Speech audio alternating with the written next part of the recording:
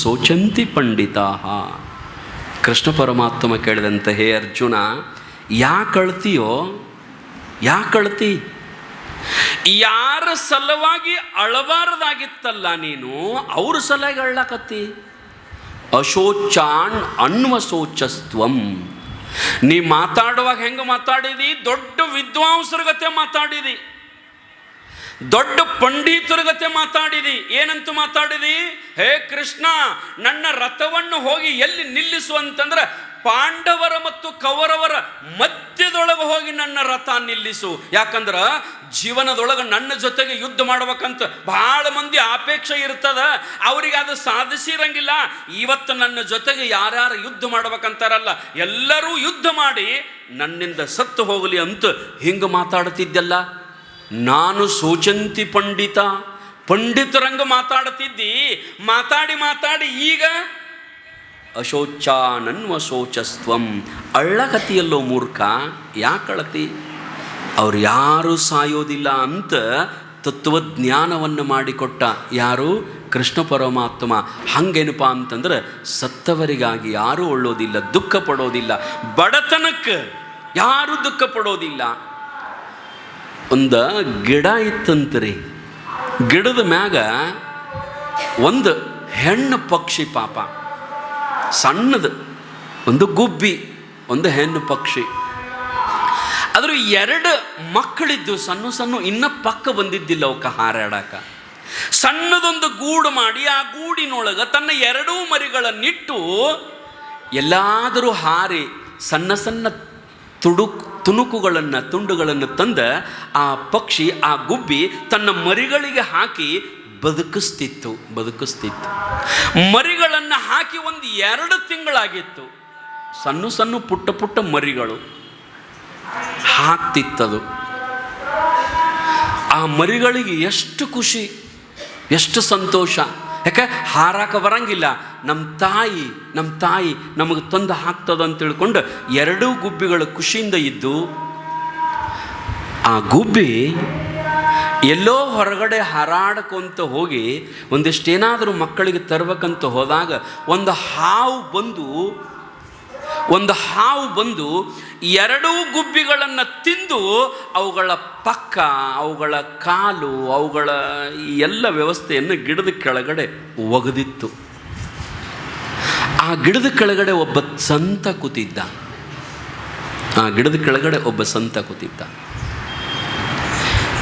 2 ಮರಿಗಳು ಬದುಕಿದಾಗ 2 ಮಕ್ಕಳು ತಾನು ಸಂತೋಷದಿಂದ ಹಾಡ್ತಿದ್ವು. ಅವು ಗಿಡದ ಮ್ಯಾಗ ಕುಂತು ಒಳಗೆ 2 ಮರಿಗಳನ್ನಿಟ್ಟ ತಾವೊಂದು ಟೊಂಗಿ ಮೇಲೆ ಕುಂತು ಸಂತೋಷದಿಂದ ಹಾಡ್ತಿತ್ತದು.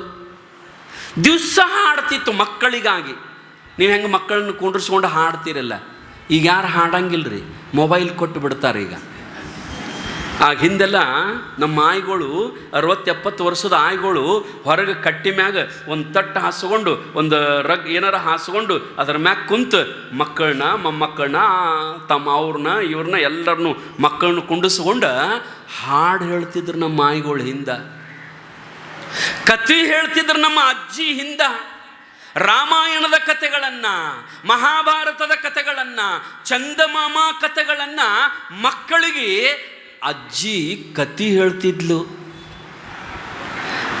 ನಿಮಗೆ ಆಶ್ಚರ್ಯ ಹೇಳೋದಂದ್ರೆ, ನಾನು ರಾಮಾಯಣ ಮಹಾಭಾರತ ಓದಿದ್ದು ಕಡಿಮೆ, ನಮ್ಮ ತಂದೆಯವರಿಂದ ಕೇಳಿದ್ದು ಹೆಚ್ಚು. ನಾನು ರಾತ್ರಿ 9 ಗಂಟೆಗೆ ನಮ್ಮ ತಂದೆ ಮಲಗಿದ ನಂತರ, ನಮ್ಮಪ್ಪ ಮಲಗಿದ ನಂತರ ಅವನಿಗೆ ಕಾಲು ಒತ್ತಬೇಕು ನಾನು ದಿನ. ಅವನು ಕಾಲು ಒತ್ತಾಕ ನಾ ಚಾಲೂ ಮಾಡಿದ್ರೆ ಅವ ಮಹಾಭಾರತ ರಾಮಾಯಣ ಹೇಳ್ತಿದ್ದ ನನಗೆ. ನಾನು ಮಹಾಭಾರತ ರಾಮಾಯಣ ಓದಿಲ್ಲ, ಬಹುತೇಕ ಅದರೊಳಗೆ 90% ನೆನಪದವ. ಎಲ್ಲಿವಂತಂದ್ರೆ ನಮ್ಮ ತಂದೆ ಹೇಳಿದ್ದುವ ಇವತ್ತು ನಾ ಹೇಳ್ತೀನಿ ಎಲ್ಲಾನು. ಮಕ್ಕಳಿಗೆ ಕತೆಗಳನ್ನು ಹೇಳಬೇಕು ಕುಡಿಸ್ಕೊಂಡು. ಮೊಬೈಲ್ ಕೊಡಬಾರ್ದು ಮಕ್ಕಳಿಗೆ, ಮೊಬೈಲ್ ಕೊಡಬಾರ್ದು. ಇವತ್ತು ಮಕ್ಕಳು ಮೊಬೈಲ್ದಿಂದ ಹಾಳಾಗತ್ತಾರ. ನಿಮಗೆಲ್ಲ ಗೊತ್ತದ, ಇದ್ರ ಮುಂದಿಂದು ಗೊತ್ತದ. ಮಕ್ಕಳನ್ನು ಮೊಬೈಲ್ದಿಂದ ಹೊರಗೆ ತರಕ್ಕೆ ಆಗವಲ್ತು ಅನ್ನೋದು ನಿಮಗೆ ಗೊತ್ತದ. ಅವ್ರನ್ನ ಮೊಬೈಲ್ದಿಂದ ರಿಟರ್ನ್ ಮಾಡೋಕ್ಕೂ ನಮಗೆ ಯಾರಿಗೂ ಆಗವಲ್ತು. ಆ ರೀತಿ ಮಕ್ಕಳು ಅಷ್ಟು ಮುಂದೆ ಹೋಗಿಬಿಟ್ಟಿದ್ದಾರೆ. ಹಿಂದೆ ನಮ್ಮ ಅಜ್ಜಿ ಎಲ್ಲರೂ ಏನು ಹೇಳ್ತಿದ್ರು ಅಂತಂದರೆ ಕಟ್ಟಿಗೆ ಕುಂತು ಹಾಡ್ತಿದ್ರು, ಕತೆಗಳನ್ನು ಹೇಳ್ತಿದ್ರು. ಅದರೊಳಗೆ ಭಾಳ ಸಂತೋಷ ಇರ್ತದೆ, ಭಾಳ ಖುಷಿ ಇರ್ತದೆ. ಆ ಗುಬ್ಬಿ ಕುತ್ಕೊಂಡ ದಿನ ಹಾಡ್ತಿತ್ತು. ಸತ್ತು ಅಲ್ಲ ಎರಡೂ, ಪಾಪ ಎರಡೂ ಸತ್ತು. ಏನು ಮಾಡ್ಬೇಕ್ರಿ ಅದು? ಯಾರ ಮೇಲೆ ಕಂಪ್ಲೀಟ್ ಕೊಡೋಕ್ಕಾಗ್ತದಾನೆ? ಯಾರಿಗೆ ಹೋಗಿ ದೂರು ಕೊಡೋಕ್ಕಾಗ್ತದಾನೆ? ಏನೊಂದು 10 ಮಂದಿ ಊರನವ್ರನ್ನ ಕರ್ಕೊಂಡು ಬರೋಕೆ ಏನು ಮಾಡೋಕ್ಕೆ ಸಾಧ್ಯ ಹೇಳ್ರಿ? ಪಾಪ ಗುಬ್ಬಿ ಏನೂ ಮಾಡೋಕ್ಕಾಗಲಿಲ್ಲ, ಸುಮ್ಮನೆ ಕುಂತು. ಒಂದಿನ ಸುಮ್ಮನೆ ಕುಂತು ಗುಬ್ಬಿ ಕೆಳಗಡೆ ಸಂತ ಕೂತಿದ್ದ, ಅದನ್ನೆಲ್ಲ ಗಮನಿಸಿದ, ಎಲ್ಲ ನೋಡಿದ.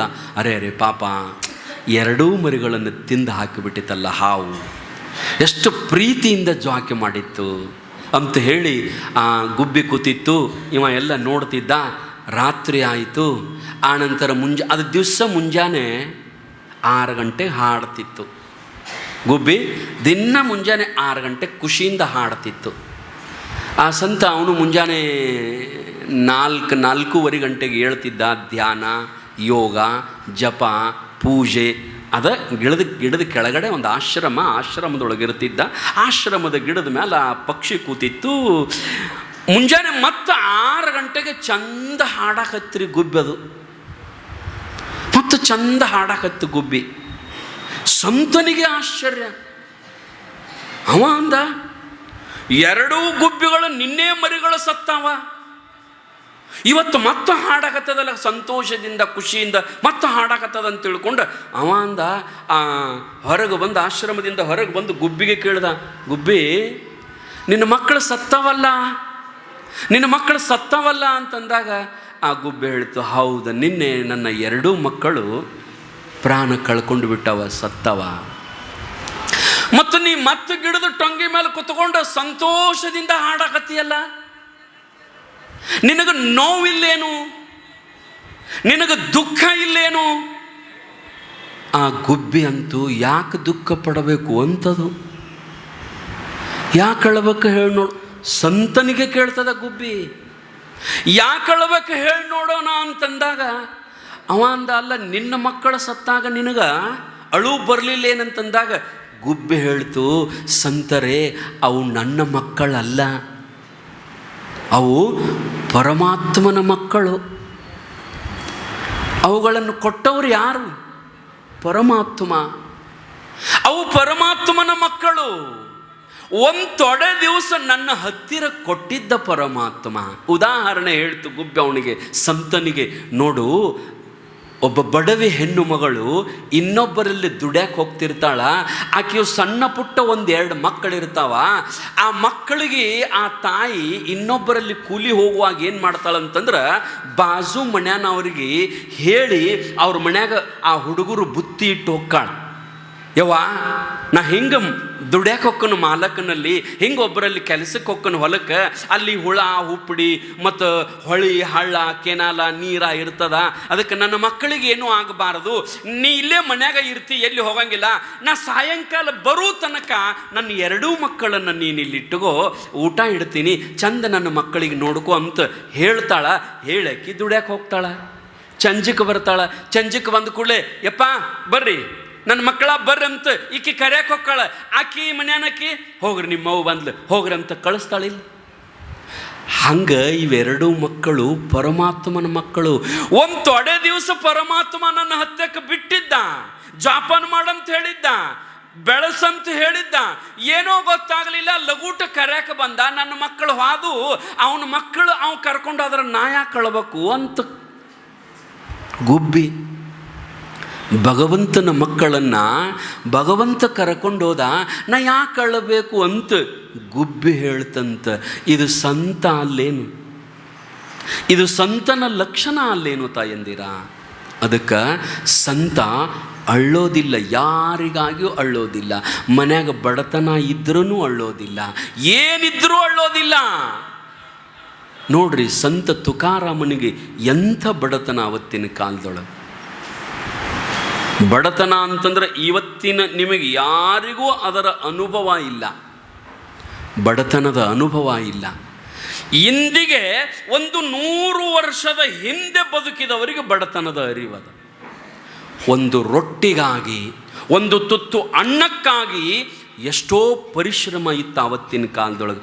ಬರೀ ಇವತ್ತಿನಿಂದ 100 ವರ್ಷಗಳ ಹಿಂದೆ ಮತ್ತು ಸಂತ ತುಕಾರಾಮ ಬದುಕಿದಾಗ ಎಂಥ ಬಡತನ, ಎಂಥ ಬಡತನ. ಮಕ್ಕಳಿಗೆ ಒಂದು ಹೊತ್ತಿನ ಅನ್ನಕ್ಕೆ ಗತಿ ಇಲ್ಲ, ಅನ್ನಕ್ಕೆ ಗತಿ ಇಲ್ಲ ತುಕಾರಾಮನ ಮನೆಯೊಳಗೆ. ಯಾಕಂದ್ರೆ ಅವ ಸಂಸಾರವನ್ನು ಅಷ್ಟು ಚಲೋ ಮಾಡಲಿಲ್ಲ. ಗಳಿಸ್ಬೇಕು, ಅದನ್ನು ಮಾಡಬೇಕು, ಇದನ್ನು ಮಾಡಬೇಕು ಅಂತ. ಯಾಕಂದ್ರೆ ಅವ ನಿಜವಾದ ಸಂತ ತುಕಾರಾಮ. ಒಂದಿನ ಹೆಂಡತಿ ಜೀಜಾ, 2 ಹೆಂಡ್ರಂತ್ರಿ ಸಂತ ತುಕಾರಾಮನಿಗೆ. ಒಬ್ಬಕ್ಕೆ ತೀರ್ಕೊಂಡಿದ್ಲು, 2 ಮಕ್ಕಳಿದ್ದು. ಇನ್ನೊಬ್ಬಕ್ಕೆ ಜೀಜಾ.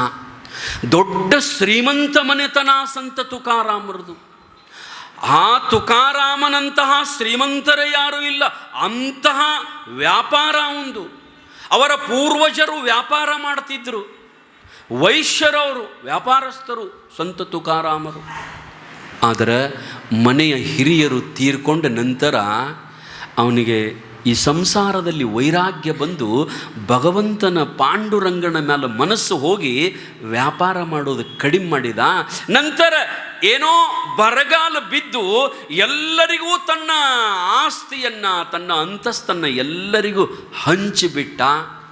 ಮುಂದೇನು ಮಾಡಿದ ಅಂತಂದರೆ ಅವನ ಮನಸ್ಸು ಸಂಪೂರ್ಣವಾಗಿ ಪಾಂಡುರಂಗನ ಮೇಲೆ ಆದ ನಂತರ ಮೊದಲು ಈ ಜೀಜಾನ ಅದು ಕೊಡುವಾಗ ಸಾಹುಕಾರ ತನ್ನ ನೋಡೇ ಕೊಟ್ಟಿದ್ರು. ಅವರು ತುಕಾರಾಮ ದೊಡ್ಡ ಶ್ರೀಮಂತದಾನಂತ ಹೇಳಿ ಕನ್ಯಾ ಕೊಟ್ಟಿದ್ರು. ಎಲ್ಲ ಸಿರಿತನ. ಈಗ ನೀವು ಹಂಗೆ ನೋಡ್ರಿ, ಮಗಳನ್ನ ಕೊಡ್ಬೇಕಾದ್ರೆ ಕೇಳ್ತಿರ್ತೀರಿ, ನೌಕರಿ ಅದ ಏನು ಅದ ರೀ, ಗೌರ್ಮೆಂಟೋ ಪ್ರೈವೇಟೋ ಕೇಳ್ತೀರಿ. ಪ್ರೈವೇಟ್ ಆದ್ರೆ ವಿಚಾರ ಮಾಡೋನಲ್ರಿ, ಗೌರ್ಮೆಂಟ್ ಆದ್ರೆ ಅದು ಮತ್ತು ಗೌರ್ಮೆಂಟ್ ನೌಕರಿ ಅಷ್ಟ ಅಲ್ಲ. ಮತ್ತು ರೀ ಹೊಲ ಅದು ಐತೇನು ಕೇಳವ್ರು, ನಿಮ್ಮ ಮಗಳು ಹೊಲಕ್ಕೆ ಹೋಗ್ಕಾಳೇನು? ಹೋಗಲ್ರಿ, ಬಿಡ್ರಿ ಸ್ವಾಮಿ, ಹೊಲ ಬೇಕಲ್ಲ ಒಟ್ಟು ನಮಗೆ.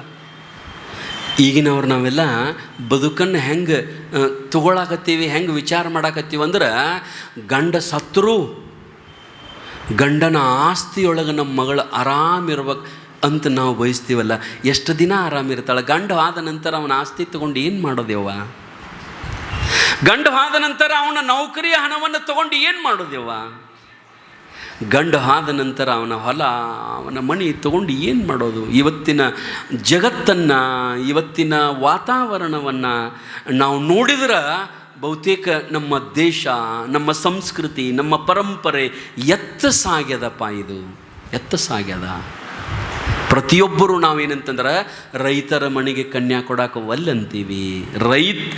ನೌಕರಸ್ಥರು ಬ್ಯಾಡ್ರಿ, ರೈತರ ಮನೆಗೆ ರೈತರ ಕೊಡಕ್ಕೆ ಒಪ್ಪುವರಿ. ಇನ್ಯಾರನ್ನ ಏನು ಮಾಡ್ಬೇಕು, ಹೆಂಗೆ ಹೇಳ್ಬೇಕು? ಅವ್ರಿಗೆ ಕೊಡ್ತಾ ಇಲ್ಲ, ಇವ್ರು ಅವ್ರಿಗೆ ಕೊಡ್ತಾ ಇಲ್ಲ. ಕನ್ಯಾ ಕೊಡ್ಬೇಕಾದ್ರೆ ಸಂತ ತುಕಾರಾಮನ ಹೆಂಡತಿ ಮನೆಗೆ ಬರುವಾಗ ಅವ್ರ ಮನ್ಯಾಗ ಸೇರಿಲೆ ಕಿಲೋ ಗಂಟ್ಲೆ ಬಂಗಾರ ತೂಕ ಮಾಡ್ತಿದ್ರಂತ ತುಕಾರಾಮನ ಮನ್ಯಾಗ. ಅಷ್ಟು ಶ್ರೀಮಂತರವರು. ಮತ್ತು ಸೊಸಿ ಮೊದಲು ಬಂದಾಗ ಅದು ನೋಡ್ಬೇಕ್ರಿ. ಸೊಸಿ ಮೊದಲು ಬಂದಾಗ